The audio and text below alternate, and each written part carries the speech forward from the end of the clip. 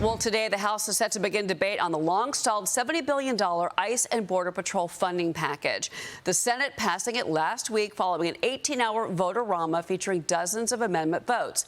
Multiple efforts to eliminate the Department of Justice's anti-weaponization fund failing.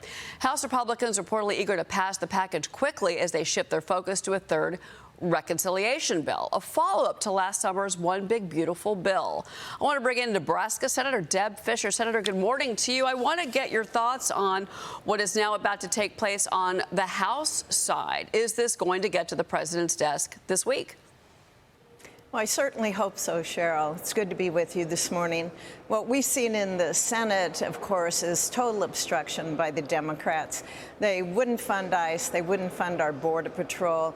These are law enforcement agencies that keep this country safe, that keep citizens of the United States safe. We finally got it done by coming together through reconciliation, Republicans only, stepping forward to do the job we're supposed to do. Now it's up to the House. I hope they don't face that same obstruction that we're seeing here in the Senate. Well, and having to use reconciliation to actually fund these agencies is certainly a shame. That's something Maria has talked a lot about, Senator. But she had Senator Rand Paul on the program last week, and she asked him about a fall reconciliation package, the possibility of another one coming down the pike. Of course, you got the midterms this year. Listen to what Senator Paul told Maria last week. Is there an appetite for another reconciliation package before the midterms, or is there no time for that? To me, it would matter what's in that package. If you want to cut taxes, I'm all for that. If you want to increase spending and increase the debt, I'm not for that. So what I've been hearing is a mixture of maybe a tax cut here, but a lot of spending on the military. And I think no matter whether the spending is, obviously military spending is better than some other spending, but at the same time, spending is spending, and we can't incur more debt. Senator, you are on Armed Services. Your reaction to what he told her? Well, I'm also on Appropriations Committee, so I want to see what Republicans have done in the past. Under Senator Thune's leadership, we were able to pass 11 out of the 12 appropriations bills last year. We didn't get Homeland passed, but we had the rest passed. That's a good thing. It keeps the process transparent. There's accountability. People get to see what we vote for and what we prioritize. I support President Trump's call, though, for more spending on military. We have seen in past administrations our country being weakened because the military is not able to meet the threats that are out there.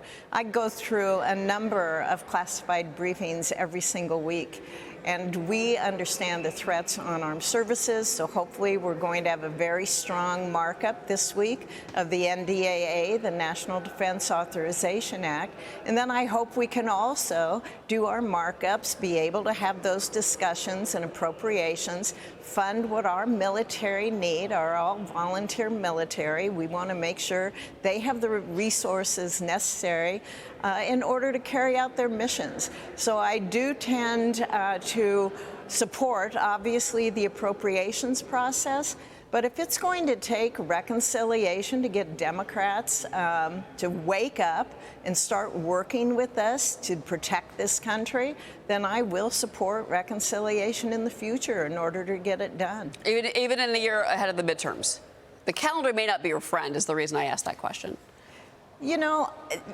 Our main duty here, our main responsibility as a federal government is to provide for the common defense. It is to protect this country. I chair the subcommittee on strategic forces on armed services, and we have the responsibility of oversight for missile defense, which is Golden Dome now. We have the responsibility for modernization of our nuclear triad, which is the bedrock of our defense here in this country. And we look at space as a warfighting domain. Every administration, every president, every Secretary of Defense has always said this is the priority, those three things that I just mentioned. They are the priority for this country. That's our job. It's in the Constitution. Let's do our job. Senator, the Senate has had a very busy job, especially over the last week with this vote-a-rama. So the Senate blocked an extension of Section 702 of the Foreign Intelligence Surveillance Act. That was a 47-52 procedural vote ahead of the program expiring this week.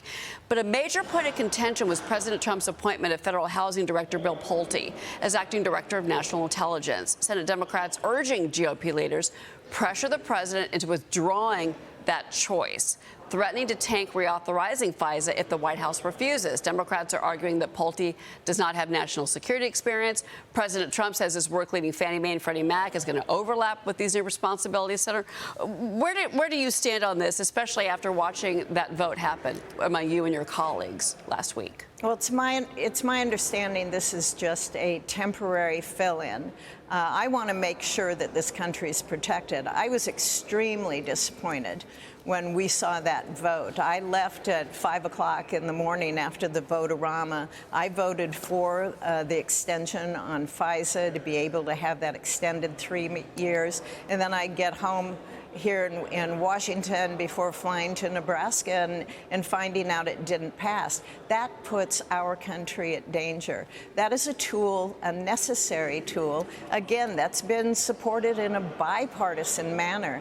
And to have it become political like this over an appointment that the president has said is a temporary one, that's just not responsible governing, I believe.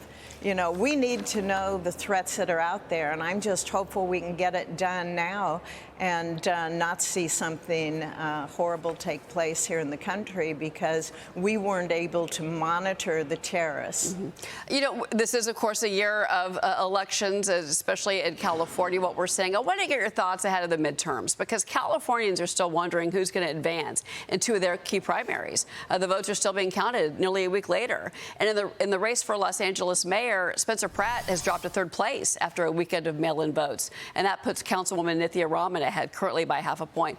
No results for the second governor's candidate either. Right now, Steve Hilton ahead of Tom Steyer by roughly 4%. The winner there going to face Javier Becerra back in November. But, you know, what this is, Senator, this is my question to you. The primaries really give us a clear picture of how some of the nation's most high-profile midterm races could be shaking out come November. And we have some data that we pulled with regards to Los Angeles that really kind of shows you where these progressive cities and states are going. And if you look at this, I mean, if you look at the total registered voters in Los Angeles, 2.2 million in total, you know, 1.2 million are Democrats, just 300,000 and change are Republicans. Still, you had a strong showing from somebody like Spencer Pratt. Are we seeing a sea change, excuse me, in the Democratic Party? And do you think that that might be beneficial to Republicans come November? Well, I can just tell you, Cheryl, here in Washington, we have seen a tremendous change in the attitudes, in the policy, and what Democrats do about issues. You know, who would have ever thought that Democrats here in Washington, in the United States Senate, are supporting the guy who's running against Susan Collins in Maine? I think that just shows a total disconnect with the American people. What we're seeing in California is a reflection of that.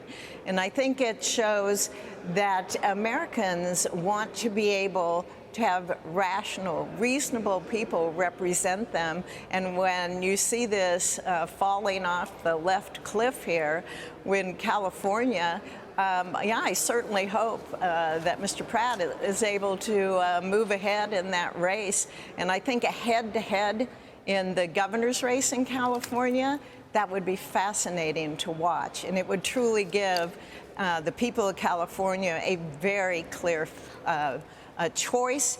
And it would be something that people in this country would take notice of. Just because you brought this up, Senator, I want to do a follow-up with you because you mentioned Graham Plattner in the race in Maine. What did you make of Ro Khanna attending that rally for him on Friday night, despite all of the allegations against him that are still actually being revealed with regards to, frankly, abusive behavior towards women? And then Ro Khanna goes to his rally Friday night. What did you make of that?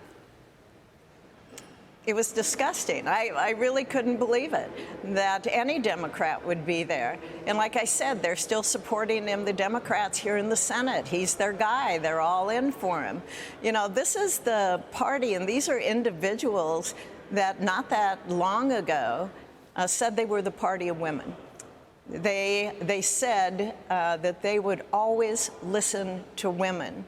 I guess that means they only do it when it's convenient, when it really doesn't matter. But when they have a candidate like Graham Plattner in Maine, and they step forward in support of him and discount his comments, his treatment of women, saying, well, he's apologized, he's outgrown that.